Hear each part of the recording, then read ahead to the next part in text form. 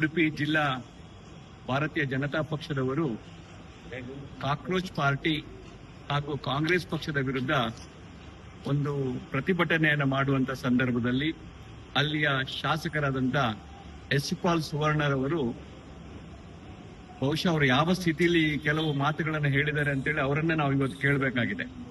ಯಾಕೆ ಅಂತ ಹೇಳಿದ್ರೆ ಅಖಿಲ ಭಾರತ ಮಟ್ಟದ ಒಬ್ಬ ನಾಯಕ, ಕಾಂಗ್ರೆಸ್ ಪಕ್ಷದ ಅತ್ಯಂತ ಧೀಮಂತ ನಾಯಕ, ಲೋಕಸಭೆಯಲ್ಲಿ ವಿರೋಧ ಪಕ್ಷದ ನಾಯಕರಾದ ರಾಹುಲ್ ಗಾಂಧಿ ಅವರನ್ನ ಅವಾಚ್ಯ ಶಬ್ದಗಳಿಂದ ಹೇಳಿದ್ದಲ್ಲದೆ ಅವರ ಇಡೀ ವಂಶವನ್ನ ಯಾವ ರೀತಿ ಬಾಬ್ರಿ ಮಸೀದಿ ನಾವು ಧ್ವಂಸ ಮಾಡಿದ್ದೀವೋ ಅದೇ ರೀತಿ ಮಾಡ್ತೇವೆ ಎಂಬ ಹೇಳಿಕೆಯನ್ನ ಮಾಡಿದ್ದಾರೆ. ಅಂತ ಹೇಳಿದ್ರೆ ಬಾಬ್ರಿ ಮಸೀದಿಯನ್ನ ಧ್ವಂಸ ಮಾಡಿದೀವಿ ಅನ್ನೋ ಹೇಳೋದ್ರ ಮನೋಭಾವನೆ ಅವ್ರದ್ದು ಯಾವ ರೀತಿ ಇರಬಹುದು? ಬಹುಶಃ ಭಾರತೀಯ ಜನತಾ ಪಕ್ಷದ ನಾಯಕರುಗಳು ಇದು ಉತ್ತರವನ್ನು ಕೊಡಬೇಕು. ಅವ್ರು ಮಾತೆತ್ತಿದ್ರೆ ಮಸೀದಿ, ದೇವಸ್ಥಾನ, ಚರ್ಚ್ ಇವುಗಳನ್ನ ಎಲ್ಲಿ ಬೇಕಲ್ಲಿ ಹೇಳ್ತಾ ಇರ್ತಾರೆ. ಅದಲ್ಲದೆ ಒಂದು ಗಾಂಧಿ ಪರಿವಾರವನ್ನ, ಈ ದೇಶದ ಸ್ವಾತಂತ್ರ್ಯಕ್ಕೋಸ್ಕರ ಹೋರಾಡದಂತವರು, ಶ್ರೀಮತಿ ಇಂದಿರಾ ಗಾಂಧಿ ಅವರು ಈ ದೇಶಕ್ಕೋಸ್ಕರ ಪ್ರಾರಂಭಣೆ ಮಾಡಿದಂಥವರು, ರಾಜೀವ್ ಗಾಂಧಿ ಅವರು ಮಾಡಿದಂಥವ್ರು, ಅಂತವರ ಕುಟುಂಬವನ್ನ ನಾವು ಧ್ವಂಸ ಮಾಡ್ತೇವೆ ನಮ್ಮ ಬಿಜೆಪಿಯ ಕಾರ್ಯಕರ್ತರು ಅಂತ ಹೇಳಿದ್ದಾರೆ. ಇದು ಯಾವ ಮನಸ್ಥಿತಿಯಲ್ಲಿ ಅವರು ಹೇಳಿದ್ದಾರೆ ಅಂತ ಹೇಳಿ ಇವತ್ತು ಜನ ತೀರ್ಮಾನವನ್ನು ಮಾಡಬೇಕು. ಅದಲ್ಲದೆ ಇವತ್ತು ನಮ್ಮ ಪಕ್ಷದ ಕಾರ್ಯಕರ್ತರಿಗೆ ಸರಿಯಾದ ಉತ್ತರವನ್ನು ಸಹ ಕೊಡ್ಲಿಕ್ಕಿದ್ದಾರೆ. ಇನ್ನೂ ಮಾತನ್ನು ಅವರು ಮುಂದುವರಿಸುತ್ತಾ ಅವರ ಕಾಕ್ರೋಚ್ ಇವತ್ತೇನು ಈ ಒಂದು ಪ್ರತಿಭಟನೆಯನ್ನು ಮಾಡಿ ವಿದ್ಯಾರ್ಥಿಗಳು, ಯುವಕರು ನಮ್ಮ ನೀಟ್ ಪತ್ರಿಕೆಯನ್ನು ಪ್ರಶ್ನೆ ಪತ್ರಿಕೆ ಸೋರಿಕೆ ಆಗಿದೆ ಅಂತ ಹೇಳಿ ಇಡೀ ದೇಶದಲ್ಲಿ ಆಂದೋಲನವನ್ನು ಮಾಡಿದ್ರು. ಅದರ ಪರಿಣಾಮವಾಗಿ ಇವತ್ತು ಮಂತ್ರಿಗಳಂತ ಪ್ರಧಾನ ಅವರು ರಾಜೀನಾಮೆಯನ್ನ ಕೊಟ್ಟರು.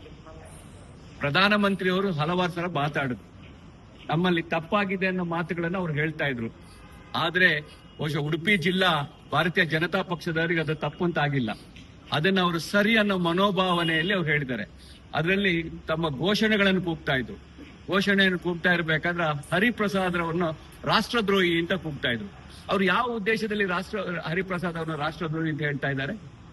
ಇದಕ್ಕೆಲ್ಲ ಭಾರತೀಯ ಜನತಾ ಪಕ್ಷದವರು ಉತ್ತರವನ್ನ ಕೊಡಬೇಕು. ಅದಲ್ಲದೆ ಇನ್ನೂ ಒಂದು ಮಾತನ್ನು ಹೇಳ್ತಾ ವಿದ್ಯಾರ್ಥಿಗಳಿಗೆ ಎಚ್ಚರಿಕೆಯನ್ನು ಕೊಡ್ತಾ ಇದ್ದಾರೆ.